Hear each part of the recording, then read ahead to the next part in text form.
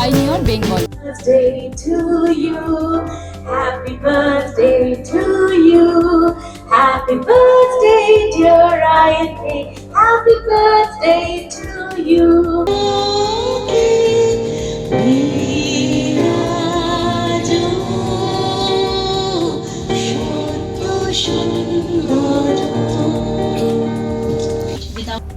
Institute of neuroscience Kolkata তাদের 17তম প্রতিষ্ঠা দিবস উদযাপন করলো এক জাঁকজমকপূর্ণ অনুষ্ঠানের মধ্য দিয়ে। আইএনকে একটি অলাভজনক একক বিশেষায়িত নিউরোসায়েন্স হাসপাতাল। এটি নিউরোসায়েন্স ফাউন্ডেশন বেঙ্গল, কলকাতা পৌরসভা এবং পশ্চিমবঙ্গ সরকারের স্বাস্থ্য ও পরিবার কল্যাণ বিভাগের একটি যৌথ প্রকল্প। এর সূচনা হয়েছিল যখন 80-র দশকে পশ্চিমে বসবাসকারী একদল অনাবাসী বাঙালি নিউরোসার্জন অবকাঠামোগত অভাবের কারণে দেশের অন্যান্য অংশে উন্নত নিউরোসায়েন্স কেন্দ্রগুলিতে বাংলা থেকে রোগীদের ব্যাপক স্থানান্তর লক্ষ্য করেন। তারা কলকাতায় একটি প্রতিষ্ঠান স্থাপনের জন্য সারা বিশ্ব থেকে তহবিল সংগ্রহের সিদ্ধান্ত নেন, এই ধারণা নিয়ে যে প্রতিষ্ঠানটি হবে অলাভজনক, সাশ্রয়ী এবং সর্বোচ্চ মানের দক্ষতা প্রদানকারী। এছাড়াও সমস্ত পরামর্শদাতাদের কোনো ব্যক্তিগত চেম্বার ছাড়া পূর্ণকালীন হতে হবে। তাদের নৈতিকভাবে এবং রোগী ও তাদের আত্মীয়দের প্রতি সহানুভূতিশীল হয়ে চিকিৎসা করতে হবে। জরুরি অবস্থায় তাৎক্ষণিক চিকিৎসার জন্য একজন কনসালটেন্ট নিউরোসার্জন, একজন অ্যানাস্থেটিস্ট এবং একজন ইন্টেন্সিভিস্ট বিশেষ করে রাতে হাসপাতালে সর্বদা অবস্থান করেন। এই মর্যাদাটি কেবল বাংলাতেই নয়, সমগ্র উত্তর পূর্বাঞ্চলের মানুষের দৃষ্টি আকর্ষণ করেছিল। এটি শহরের একটি অনন্য বৈশিষ্ট্য। বর্তমানে 210টি শয্যা, 70 জন প্র্যাকটিশিয়ান এবং কনসালটেন্ট এবং 350 জন নার্স এখানে রয়েছেন।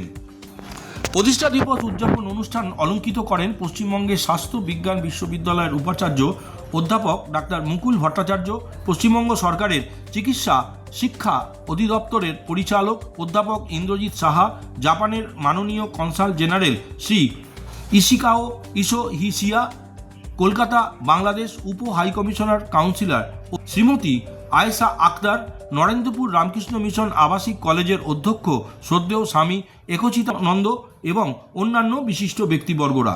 অনুষ্ঠান শেষে মুখ্যমন্ত্রী মমতা বন্দ্যোপাধ্যায় 12ই ফেব্রুয়ারি রাজারহাটের কাছে স্নায়ুতীর্থ নামে একটি ক্যাম্পাসের ভিত্তিপ্রস্তর স্থাপন করেছেন, যেখানে 800 শয্যার একটি হাসপাতাল এবং 150 জন শিক্ষার্থী ভর্তির জন্য একটি মেডিকেল কলেজ থাকবে।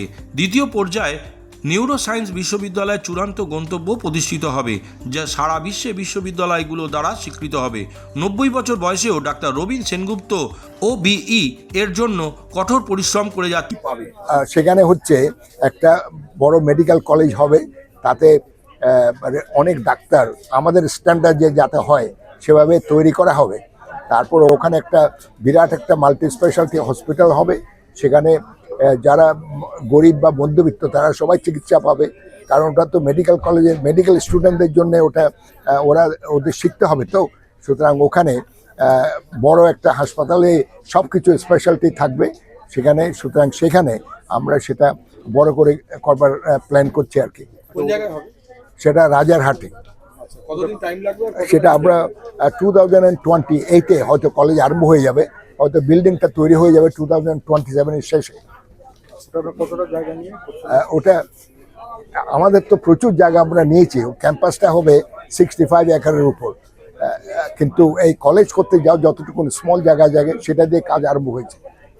আপনি ভেলোরের কথা বলছিলেন, ভেলোর থেকে আমাদের ভালো করতে হবে একদিন, সে হচ্ছে কথা। কারণ ওখান থেকে যদি পেশেন্ট যদি না যেতে হয় তাহলে ওরা ভাবতে হবে যে এখানে ওর থেকেও ভালো জায়গা আছে, এখনো অবশ্য যাচ্ছে না, তাহলেও আরো সবকিছু দিয়ে ওরা আর যাবে না। আরেকটা বিশেষ জায়গা হচ্ছে নিউরোসায়েন্স সবসময় অ্যাফোর্ডেবিলিটির কথাটা মাথায় রাখে বলে আপনি বলছেন, সেই ক্ষেত্রে এই যে মাল্টি স্পেশালিটি হসপিটাল এবং মেডিকেল কলেজে সবকিছুতে অ্যাফোর্ডেবল হবে।